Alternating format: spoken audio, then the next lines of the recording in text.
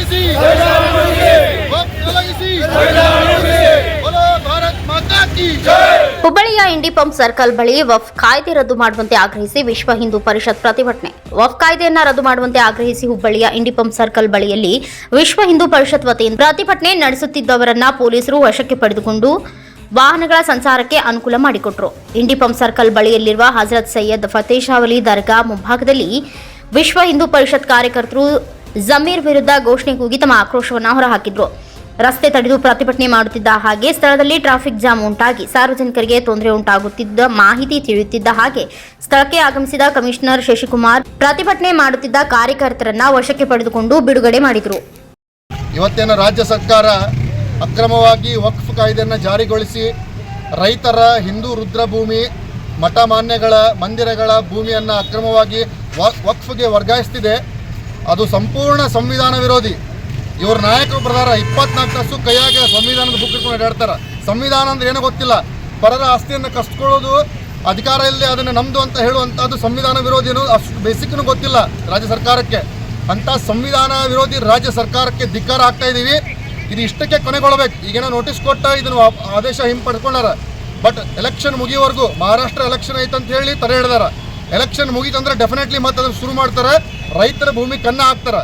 ಇಲ್ಲಿಗೆ ಮುಗಿಸಿದ್ರೆ ಸಿದ್ದರಾಮಯ್ಯ ಅವ್ರಿಗೆ ನೇರ ಎಚ್ಚರಿಕೆ ಕೊಡ್ತಾ ಇದ್ದೀವಿ.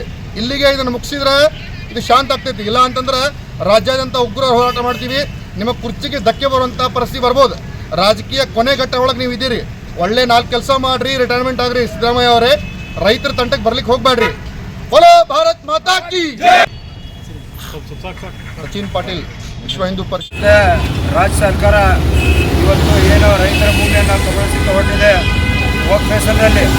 ಇವ್ರು ಯಾರು ವಕ್ಫ್ಗೆ ಒಳ್ಳೇದು ಮಾಡೋಕೆ ಕೊಟ್ಟಿಲ್ಲ. ವಕ್ಫ್ ಹೆಸರಿನಲ್ಲಿ ಆಸ್ತಿಯನ್ನು ತಗೊಂಡು ಈಗಾಗಲೇ ನಿಮ್ಗೆ ಗೊತ್ತಿರುವಂತೆ 80% ಅಂದರೆ ಶೇಕಡ 80% ಜಮೀನನ್ನು ಬರಬಾರಿ ಮಾಡಿ ಯಾರ್ಯಾರು ವಕ್ಫ್ ಕಮಿಟಿಯಲ್ಲಿದ್ದಾರೆ ಅವರೆಲ್ಲ ನಾಯಕರು ನುಂಗ್ತಾ ಇದ್ದಾರೆ.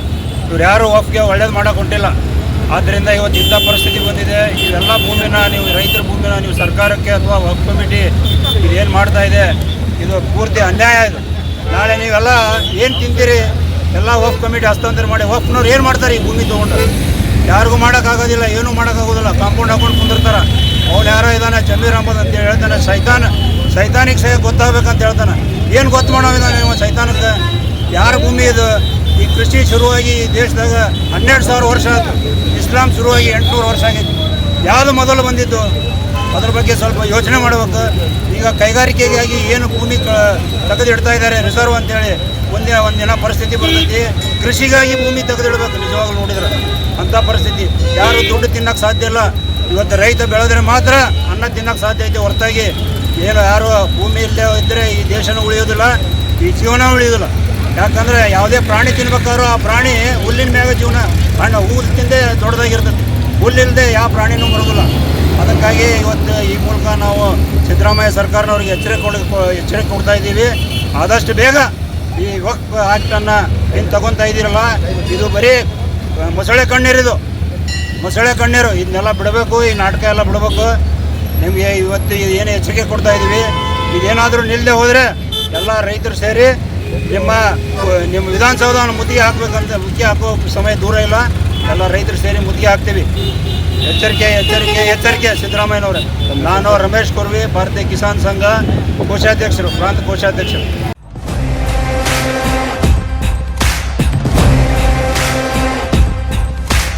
ಪ್ರತಿ ಜಿಲ್ಲೆಯ ಸುದ್ದಿಗಳನ್ನು ವೀಕ್ಷಿಸಲು ಹಿಂದೆ ಕನ್ನಡ ಜನಶ್ರೀ ನ್ಯೂಸ್ ಆಪ್ ಅನ್ನು ಡೌನ್ಲೋಡ್ ಮಾಡಿಕೊಳ್ಳಿ.